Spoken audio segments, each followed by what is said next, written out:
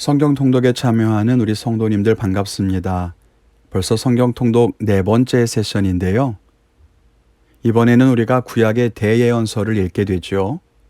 남호성 스페셜에서 말씀드렸지만 구약의 예언서는 대예언서와 소예언서로 나뉘는데 그 분량이 많은 이사야, 예레미야, 에스겔, 다니엘 이렇게 4권에다가 예레미야가 기록한 예레미야 애가까지 포함해서 총 5권이 대예언서에 해당합니다.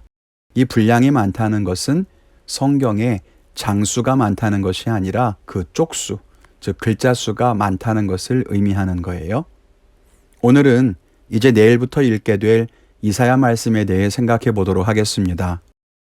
이사야 선지자에 대해서 먼저 살펴보면 성경에 기록되기를 이사야는 아모스의 아들이라고 합니다. 여기 아모스는 선지자 아모스와 같은 사람이 아니고요. 아마 남유다의 아마샤 왕의 형제였을 것이라고 많은 학자들이 이야기합니다. 만일 그 말이 맞다면 이사야의 아버지는 아마샤 왕의 형제였고 이사야도 왕족이라는 말이 되는 거죠. 그러면 이사야 선지자는 우시야 왕과 사촌지간이 됩니다. 그렇게 본다면 이사야가 이스라엘의 왕실과 가깝게 지냈던 이유를 알 수 있습니다. 이사야 선지자는 유다의 왕들과 친밀한 관계를 맺고 있었고 우시야부터 요담, 아하스를 거쳐 히스기야 때까지 총 4명의 왕의 곁에서 예언자의 역할을 했습니다. 이사야가 사역을 했던 시기는 기원전 8세기로 유다와 이스라엘의 역사를 보면 다윗과 솔로몬 이후 가장 번성했던 시기라고 할 수 있습니다. 지난 남호성 스페셜에서 살펴봤지만 기원전 8세기 북이스라엘과 남유다는 안정적인 번영을 누리고 있었습니다. 강성한 군사력으로 대외적인 평안을 유지할 수 있었고 경제적으로는 눈부신 성장을 이루어서 국가 재정은 물론 국민들의 생활 수준도 높아졌습니다. 말 그대로 부강한 시대, 겉으로 볼 때는 별 문제가 없어 보이는 태평성대라고 할 수 있죠. 그러나 이러한 세속적인 번영은 영적인 기근으로 이어지고 말았습니다. 경제 발전과 사회적 번영은 결국 백성들의 부도덕과 우상 숭배로 이어졌고 빈부의 격차가 심해지면서 가난한 이들에 대한 압제가 점점 심해졌습니다. 이스라엘은 원래 하나님의 율법에 따라 각 가문에게 정해진 기업이 있었고 그 토지를 기반으로 해서 생계를 유지할 수 있었는데요.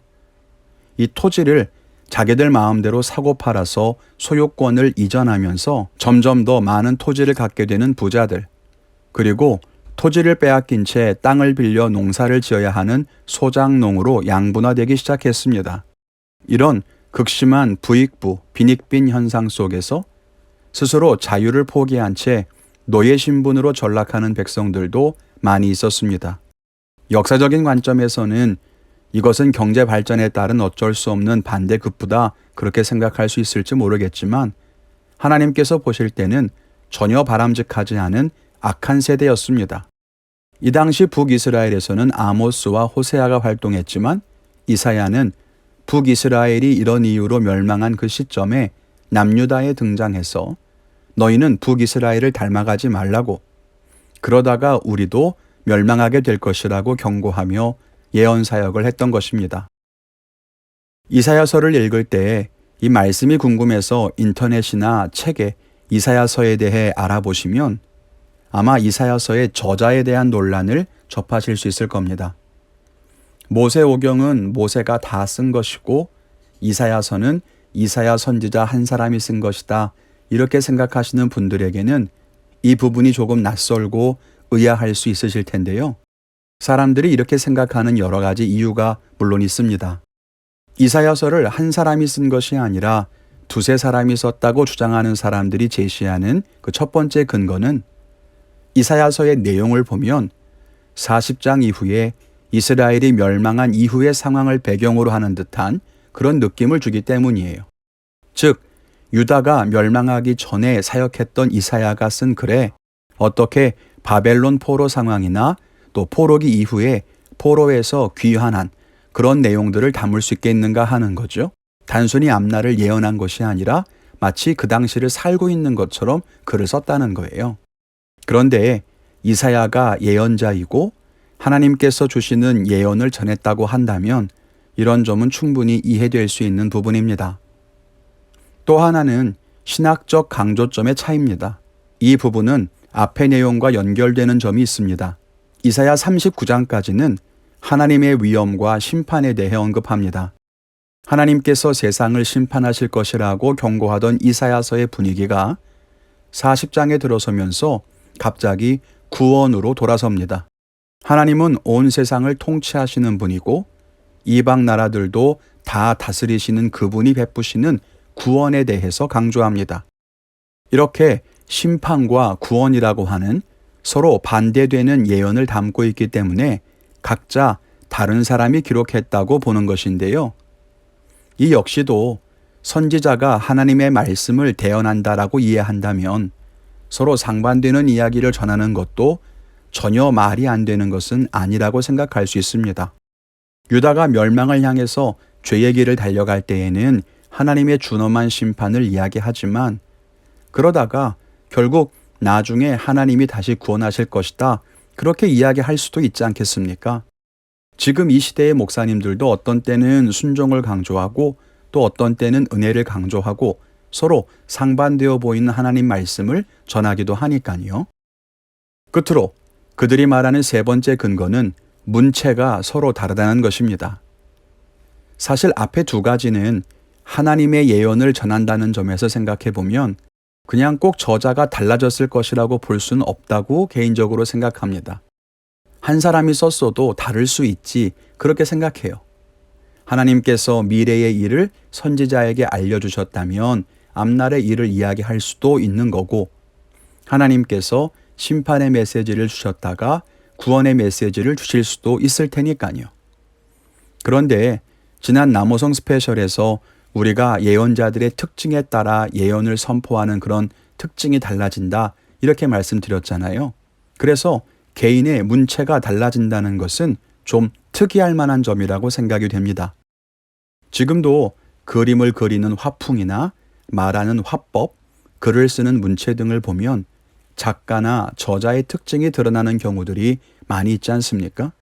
이사야서에도 이렇게 서로 다른 문체들이 곳곳에 등장하기 때문에 저자가 다른 것 아니냐 그렇게 말하는 사람들이 많이 있습니다.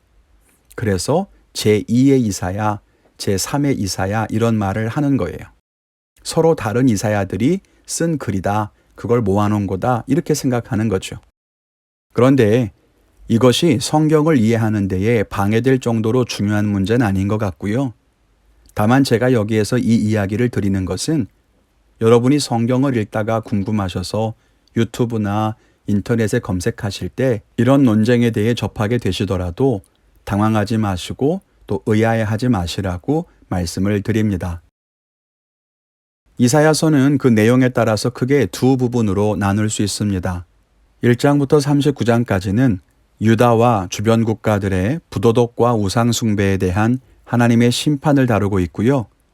40장부터 끝장까지는 하나님께서 구원을 베푸실 것이다 라고 하는 희망과 위로의 예언이 담겨 있습니다.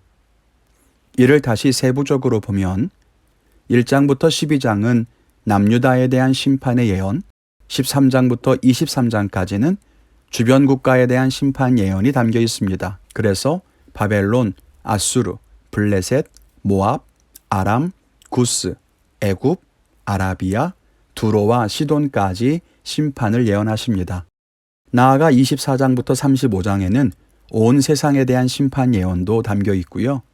36장부터 39장까지는 이사야가 기록한 역사적인 기술인데 아수르를 상대로 또 바벨론을 상대로 했던 역사를 각각 기록하고 있습니다.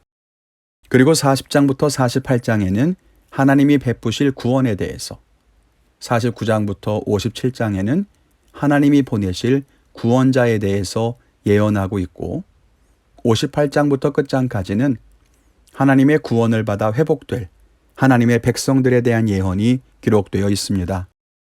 이사야라고 하는 이름의 어원은 예샤이야인데요. 이 말은 여호와는 구원이시다라고 하는 뜻입니다. 어쩌면 이사야서에서 정말 하고 싶은 이야기는 결국 그 선지자의 이름처럼 하나님이 베푸실 구원에 있다고 할 수 있습니다. 하나님은 분명 심판하시는 분이십니다. 그러나 심판이 하나님의 최종 목적은 아닙니다. 하나님의 뜻과 섭리는 구원에 있습니다. 그래서 멸망의 길을 걸어가는 백성들에게 돌이키라고 하시고 심판을 경고하시는 예언을 주십니다. 그래서 하나님의 구원 앞에 다시 서기를 원하시기 때문이죠. 우리가 이번에 이사야 말씀을 읽으시면서 유다 백성들을 향한 그 구원의 마음을, 또 동시에 지금 이 시대에 우리를 향한 하나님의 구원의 섭리를 발견하는 귀한 시간이 되기를 바랍니다. 하나님의 뜻을 말씀 안에서 깊이 만나고 알아가시기를 간절히 축원을 드립니다. 하나님의 말씀과 동행하며 승리하십시오.